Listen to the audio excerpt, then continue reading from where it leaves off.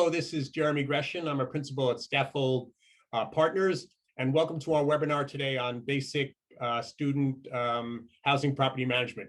In future webinars, we'll delve more deeply into the details of property management at the student housing off-campus properties, but today's webinar is intended to be a high-level overview. So let's start. I'd like to welcome James Hilford. Hello, James. Hi, Jeremy. Good to be here. Good. Thanks for joining me today. James is the president of Quarter Property Management. He runs a team of about 70 people at 21 properties from southern Maine across to Wichita, Kansas, and 10 of those properties are student housing properties. For purposes of our conversation today, we decided to divide our discussion into 4 parts. First, the differences between student housing property management and multifamily property management, and then the 3 key aspects of managing any property: marketing, leasing, and operations. So, James, why don't we start out by having you give us a high level on some of the differences between student and multifamily housing? Sure. Probably the 2 biggest differences are timing related. With student housing, you've got a very tight time frame for when most of your leases will end, which is from the end of the school year just before the beginning of the next school year, versus multifamily, which are spread out over the 12 months, and your pre-lease period, which for student housing typically goes from late October really all the way up to the beginning of the next school year, versus multifamily, where you're pretty much leasing year round based on availability and your turn schedule within your multifamily properties. Great. Do you have any staffing differences? Do you staff the properties differently, or are they essentially they can be staffed the same? They're staffed somewhat similarly, as with any property, whether it's multifamily or student housing. It'll depend a bit on age, amenities, those types of things will sort of determine how much, and size, of course, how much you really need to do. A big difference will be around turn time. With student housing, you have to coordinate pretty well in advance how you're going to accommodate all of these turns. So students are typically rather hard on their units. So you typically have a little more intense clean and fix up, painting, etc. with student, and you have to do that in a very truncated time period. Some properties like to spread that out over a couple of months, and some do it in a 2-week period where your lease will end, for example, on August 1st, and the next set of kids will move in on August 15th. So you could have a very intense 2-week period where you've got to get into all the units, get them turned, and get them ready for your incoming tenant base. Great. What about social life? Are things different, socially on different properties? Absolutely. Again, that will determine a little bit by where your property is located, your amenity package. Typically, the properties that are closer to school, a lot of that social life will take place a little bit on school campus and a little bit on your property. For the properties that are further away from campus, social life tends to move towards the property more, just because you're geographically challenged and a lot of the kids don't have transportation, et cetera, and they're just more suited to stay on the property. So you'll have some variance in there, but certainly kids tend to spend a reasonable amount of their time in their apartments, whether it be studying or socializing. Great. And can you also speak to, the relationships? Do you have relationships with parents? Is that sometimes an issue, or is it only with the students? Or parent relationships tend to be difficult. Parents still feel like they're parents when they get to when their kids go off to school, but in our world, they're adults. The leases are signed by them. They're responsible for them. So there's information that a parent might want that we're not allowed to give. And that can cause some strife with the parents as they struggle to let go of their children. You've got more of a cosign, a guarantor type of issue that goes on properties. And that parents are taking a financial responsibility, but it doesn't give them the right to know personal aspects of what the kids are doing, at least from our standpoint. So that can cause some level of both confusion and turbulence as parents are looking to keep an eye on their kids. Okay, and then do you go into rent guarantees at all for student properties versus you do that, I take it? We will have guarantors in a lot of cases, as these kids don't have much of a credit history. So it would be very difficult to run them through and approve them on their own. You go between guarantors, and sometimes you'll just do first and last month's rent, which gives you typically enough coverage to know whether the kids are going to be able to pay throughout the school year. So you'll have a variance between those two. And do you also have damages? I more imagine kids sometimes party. Are there problems you have sometimes, versus multifamily? You have different kinds of damages, and it will also vary to some degree by demographics, mostly male, female types of things. Males, so certainly at a younger age, tend to be a little rougher on apartments than females, and so you have a lot of variances versus multifamily. But in the multifamily world, you also have a lot of issues. The longer a tenant's in an apartment, the more likely it's going to have issues when they move out, just because people who live in properties tend not to notice a lot of the things around them, and they can beat up the apartment pretty good when really not notice it until they walk out the door, really the damage they've done. Let's turn to the second topic of conversation, which is marketing. Can you talk a little about how you market properties for students? Marketing properties for students is a challenge. A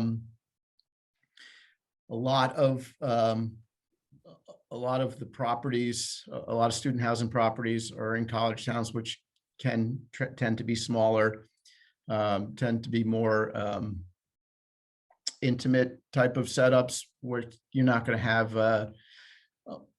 sort of a more broad stroke menu of different marketing options to go at them. A lot of them will have a specific tie-in with their universities, and that's probably the best way to do it, where the university will have a website, a link to their on-campus and off-campus housing. So you definitely want to get on that list. They will have housing fairs, typically twice throughout the year. Those are critical to get your properties leased up, because students will use that as an opportunity to, in a more efficient way, get in and see what their options are. Social media tends to be helpful, but not critical in the marketing. And word of mouth is probably your biggest asset. A lot of students will pass on, if you will, an apartment, whether it be through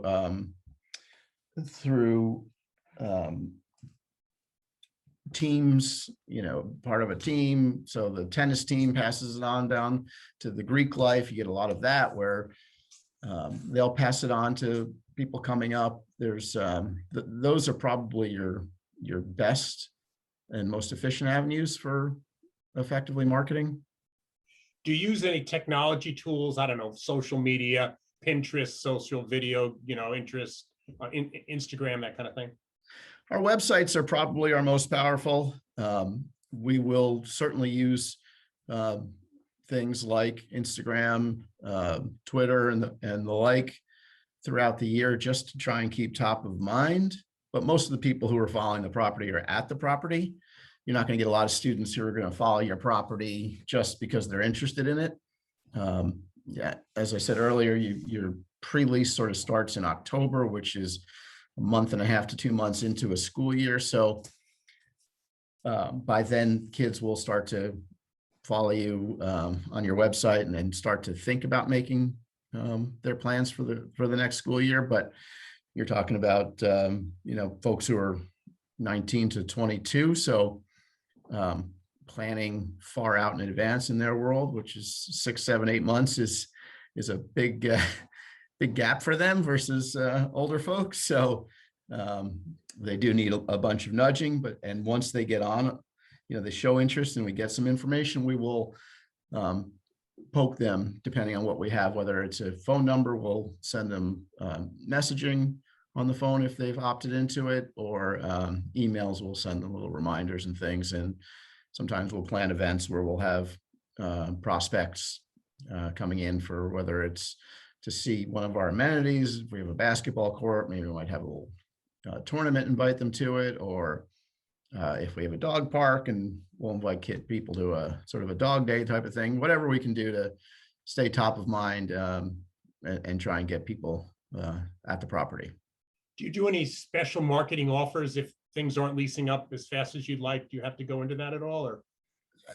Yes, I mean, obviously we're coming out of a very unique period in time with the pandemic, but you're going to have some unique things that are going to happen all the time, whether it's weather related or university related, and you have to adapt to it. So key things are, as best you can, staying on top of the market and your competitive sets and seeing where they're at, because that will help tell the story. So if everybody's slow, this may just be a year where for one reason or another, the kids are slow to make decisions. But if other people are out ahead of you and the market is for one reason or another, advancing with pulling you behind, then you need to find ways to build interest. And sometimes you'll do a short-term special.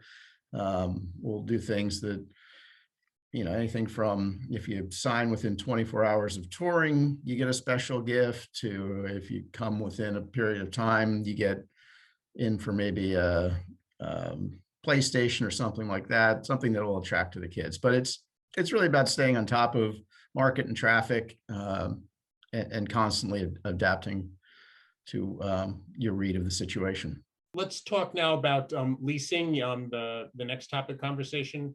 Can you get into some of the differences between leasing student housing properties and other properties? So depending on the makeup of your property, multifamily is much easier to lease than student, because in most cases you're leasing a student property by the bed versus a multifamily, which you're just signing a lease and you're not responsible for finding roommates for folks. So roommate matching, finding roommates, all of those types of things are much more complicated in the student housing world because you've got personalities and all sorts of other issues of kids who are out in the world for their first time and on their own for the first time, and all those types of things that are just going to lead to stress and potentially difficult situations. So great if you can find folks who want to live together and come in and sort of lease up a space in its entirety. But in a lot of cases that doesn't quite work that way. And you're out there leasing by bed, and it's always a challenge as you get closer and you're trying to match spaces and match people and match desires, right? We'll have a 4-bedroom apartment. Each bedroom locks itself and they just have the common areas that people share. And some people are okay in a co-ed space and some people aren't. And some people are cat people and some people are dog people. And you've got a lot of different factors that you're constantly taking into play. And then, as we talked about earlier, you add to that parents, and the parents are worried about who their kid's living with, and it's a situation that is fraught with different factors coming into play at all times. Great. Do you leverage, when you do leases, do you leverage technology or property management software for getting the kids leased up or anything? Is that, or how do you work that type? As efficient a system you can have, the better off you are. So the better property management platform that you use, the simpler it is for the kids to get from application to lease, the more likely you are to convert on those folks. The better suited the property management platform is to constantly communicate so that you can let people know where they are and update them. They may not have a signature yet. They may not have added some information. They may not have signed a specific addendum. All those types of things are critical in getting you through that application to lease process.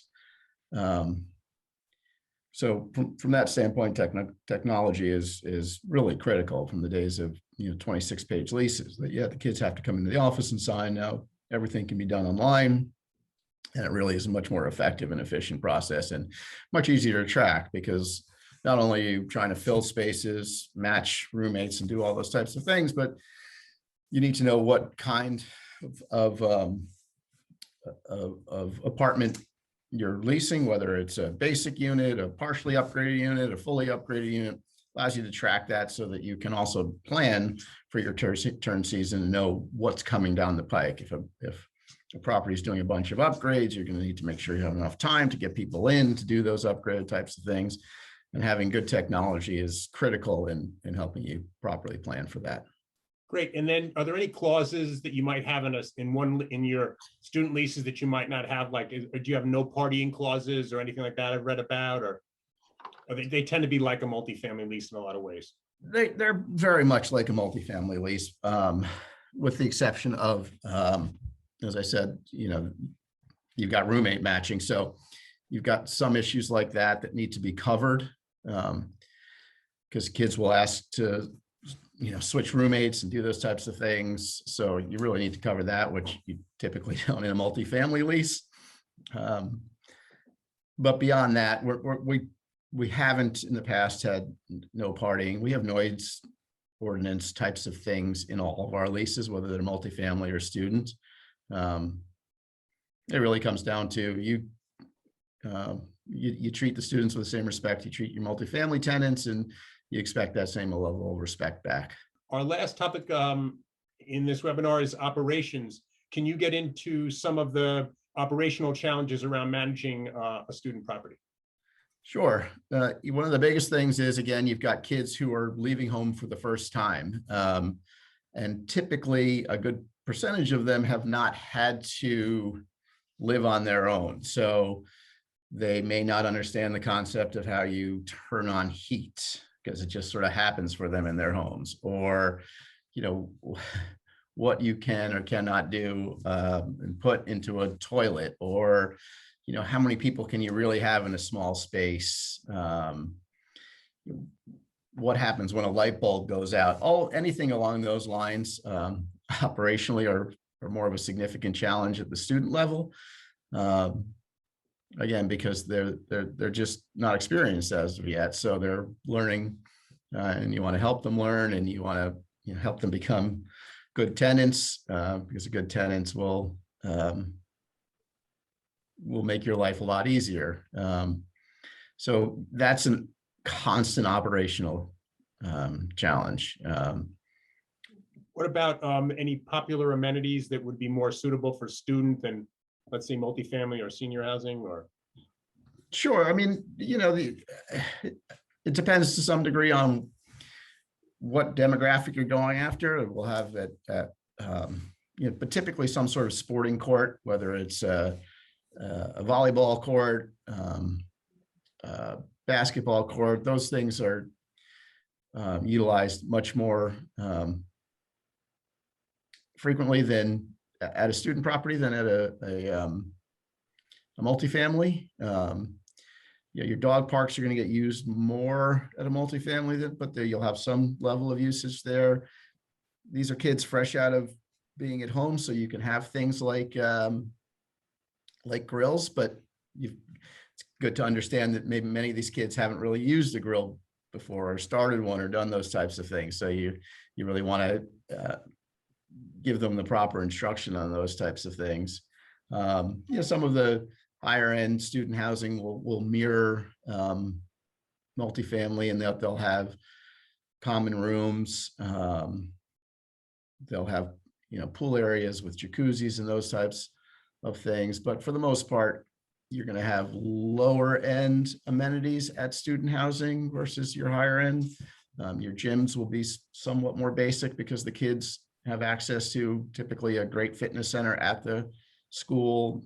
There's they're not as structured in their time and their days as folks who are out in the working world are. So they can go to a gym at 10 in the morning and have plenty of time to get back and shower up and get ready for the day, versus somebody who's got to, get up at 6 o'clock to get to the gym by 6:30 so they can be in work at 8:30. So those amenities can be reasonably good marketing tools, but typically aren't used nearly as frequently as things like sports courts and those types of things. Do you use a lot of technology, things like keyless entry or the Amazon lockers or anything like that? Or Amazon lockers, keyless entries are great to have at any property.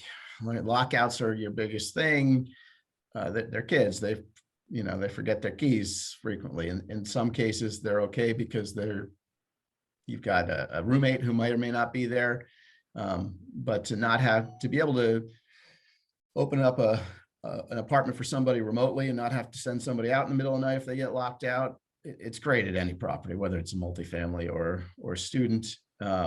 What about renovations? Are there any reasonable renovations that you think really help out when you're turning a student property? Or I think the biggest thing at both student and multifamily has been the progress that's been made in flooring.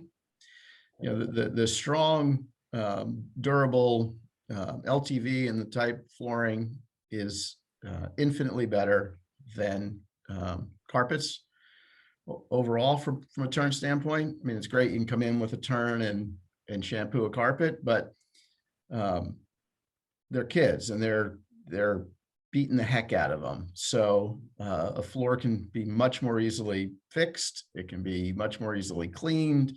It's going to wear out much more slowly, which when you've got a truncated turn time, which you frequently will have, is a much easier process.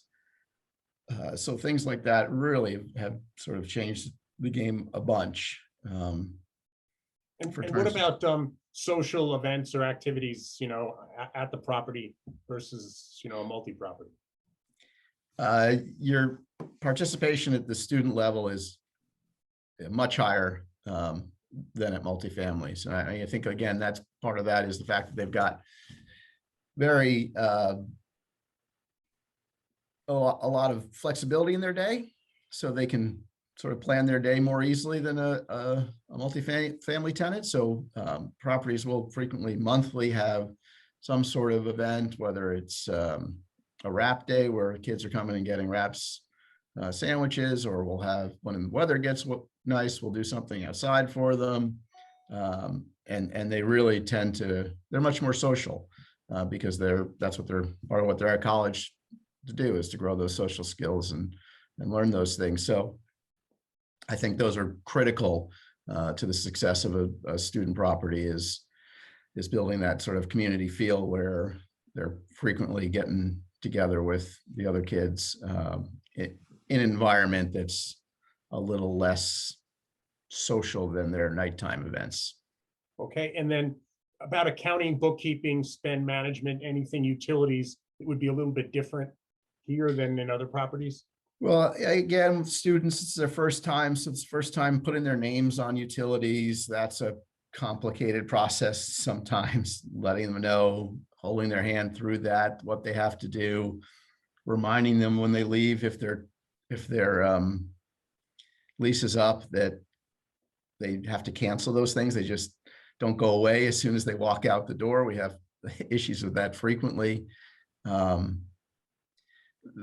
There's a lot more to that. By the time folks are out into the world and on their second or third apartment, they've obviously learned quite a bit. These kids are all fresh into it, and you really have to help them through the entire process. Great. Well, thank you very much. I've been speaking with James Hilford, the president of Quarter Property Management. He's got 70 people working for him at various locations around the United States, from Maine to Wichita, Kansas. If you have any questions about what we've talked about today or any challenges you're facing, please feel free to reach out.